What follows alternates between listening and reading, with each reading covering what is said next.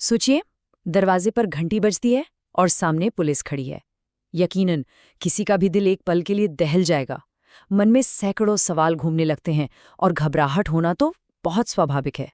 लेकिन उस पहली घबराहट के बाद क्या? देखिए, किसी भी मुश्किल घड़ी में सबसे बड़ा हथियार होता है जानकारी। अगर हमें अपने अधिकार पता हो तो हम किसी भी स्थिति को शांति और सही तरीके से संभाल सकते हैं। तो चलिए आज इसी को गहराई से समझते हैं। आज हम पता लगाएंगे कि आखिर पुलिस के आने की वजहें क्या-क्या हो सकती हैं, नोटिस और वारंट के बीच क्या फर्क होता है, और सबसे जरूरी बात, ऐसी किसी भी हालत में हमारे कानूनी अधिकार क्या हैं। सबसे पहली और जरूरी बात जो हमें समझनी है वो ये कि पुलिस हमेशा गिरफ्तार करने के लिए ही नहीं आती। लोगों के मन में ये एक आम धारणा होती है, पर असलियत में उनके आने के कई अलग अलग कारण हो सकते हैं। और पहला कदम यही है कि हम सही वजह को पहचानें। तो अगर हम देखें तो मोटे तौर पर पुलिस के आने के यही 4 मुख्य कारण होते हैं। या तो वो कोर्ट का कोई दस्तावेज लेकर आए हैं, या अपनी किसी जांच में शामिल होने के लिए बुलाने। हो सकता है किसी गंभीर मामले में वारंट हो, या फिर कभी-कभी दुर्भाग्य से बिना किसी ठोस वजह के सिर्फ परेशान करने का इरादा भी हो सकता है। चलिए अब एक-एक करके इन सब को समझते हैं। तो सबसे पहले बात करते हैं नोटिस और समन की। देखिए, अगर पुलिस ये कागजात लेकर आई है तो ये गिरफ्तारी का आदेश नहीं है।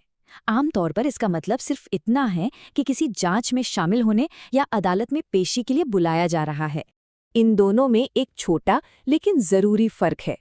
कोर्ट समन, जैसा कि नाम से ही पता चल रहा है, अदालतें जारी करती हैं। वहीं पुलिस नोटिस आपराधिक प्रक्रिया संहिता यानी CRPC के तहत भेजे जाते हैं। दोनों का मकसद गिरफ्तारी नहीं, बल्कि ये सुनिश्चित करना है कि जांच में सहयोग मिले। तो जब कोई नोटिस हाथ में आए तो करना क्या है? सबसे पहले तो शांति से उसे लीजिए। फिर ये जरूर चेक कीजिए कि वो सही व्यक्ति के नाम पर है या नहीं। अगर नोटिस किसी ऐसे इंसान का है जो वहां नहीं रहता, तो उसे लेने से साफ मना किया जा सकता है। और हाँ, एक बात हमेशा याद रखिए, पुलिस को कोई भी दस्तावेज दें तो उसकी रिसीविंग कॉपी लेना कभी मत भूलिएगा। और ये भी कि कानून के तहत किसी को भी अपनी मर्जी के खिलाफ बयान देने पर मजबूर नहीं किया जा सकता। चलिए अब उस स्थिति पर आते हैं जिससे अक्सर लोगों को सबसे ज्यादा डर लगता है, यानी वारंट और गिरफ्तारी। लेकिन यहाँ भी ये जानना जरूरी है कि हर वारंट का मतलब तत्काल गिरफ्तारी नहीं होता। देखिए, वारंट 2 तरह के होते हैं, जमानती और गैर जमानती। जमानती वारंट में तो पुलिस आम तौर पर गिरफ्तार नहीं करती, क्योंकि जमानत थाने से ही मिल सकती है। और मजे की बात यह है कि गैर जमानती वारंट में भी जहां गिरफ्तारी का अधिकार होता है, कई बार पुलिस सिर्फ पेश होने के लिए कहकर चली जाती है।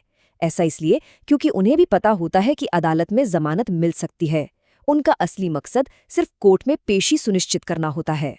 तो ये मामला बिगड़ता कैसे है? अगर कोई व्यक्ति कोर्ट के आदेशों को बार बार नजरअंदाज करता है तो एक साधारण जमानती वारंट गैर जमानती वारंट में बदल जाता है, और अगर उसे भी अनदेखा किया गया तो फिर वारंट वरिष्ठ अधिकारियों के जरिए आता है, और इस स्तर पर गिरफ्तारी की संभावना बहुत ज्यादा हो जाती है। हाँ, ये भी ध्यान रखना जरूरी है कि कुछ बेहद गंभीर अपराधों में पुलिस को बिना वारंट के भी गिरफ्तार करने का अधिकार होता है। ठीक इसी तरह घर की तलाशी के लिए उन्हें एक अलग दस्तावेज यानी सर्च वारंट की जरूरत होती है। अब एक और अहम पहलू पर आते हैं। क्या हो अगर पुलिस का आना किसी आधिकारिक काम की तरह नहीं, बल्कि डराने धमकाने जैसा महसूस हो? ये एक बहुत ही गंभीर स्थिति है, और इससे निपटने का सही तरीका जानना बहुत जरूरी है। जरा सोचिए, पुलिस दरवाजे पर है, लेकिन उनके पास कोई नोटिस या वारंट नहीं है और वो सिर्फ धमका रहे हैं। ऐसे में अपनी सुरक्षा के लिए क्या कदम उठाने चाहिए? ऐसी सिचुएशन के लिए ये एक्शन प्लान बहुत काम आ सकता है। सबसे पहले शांत रहें, फिर विनम्रता से दस्तावेज मांगे, कानूनी प्रक्रिया का पालन करने पर जोर दें। अपनी निजी संपत्ति के अंदर हो रही बातचीत को रिकॉर्ड करने का अधिकार भी होता है। और सबसे जरूरी, फौरन अपने वकील से संपर्क करें, और जरूरत पड़ने पर पुलिस हेल्पलाइन 112 पर फोन करके उन अधिकारियों के बर्ताव की शिकायत भी कर सकते हैं। और हाँ, ये जानना भी जरूरी है कि कानून में जवाबदेही तय की गई है। भारतीय दंड संहिता यानी इंडियन पीनल कोड की धारा 166 खास तौर पर उन अधिकारियों के लिए है जो अपने पद का गलत इस्तेमाल करते हैं। ये धारा सुनिश्चित करती है कि उन्हें जवाबदेह ठहराया जा सके। तो इस पूरी चर्चा का सार क्या निकला?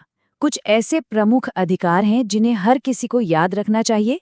यही अधिकार ऐसी किसी भी स्थिति में हमारी सबसे बड़ी ताकत और सुरक्षा कवच बनते हैं। तो सब कुछ आकर इन 5 शक्तिशाली अधिकारों पर टिकता है। दस्तावेज देखने की मांग करना, आने का कारण पूछना, गलत पते के नोटिस को मना करना, बातचीत रिकॉर्ड करना और अपने वकील को फोन करना। ये कुछ आसान से कदम डर को आत्मविश्वास में बदल सकते हैं। अंत में ये बात बिल्कुल सच है, जब किसी के पास सही जानकारी होती है तो वो घबराहट में नहीं बल्कि सूझबूझ से काम लेता है। ज्ञान ही सबसे बड़ा बचाव है। और अब एक विचार करने वाला सवाल, व्यक्तिगत रूप से तैयार रहना तो बहुत महत्वपूर्ण है, पर क्या हम एक समाज के तौर पर पुलिस और जनता के बीच बेहतर और ज्यादा पारदर्शी रिश्ते बनाने के लिए भी कुछ कर सकते हैं? इस पर सोचना जरूरी है।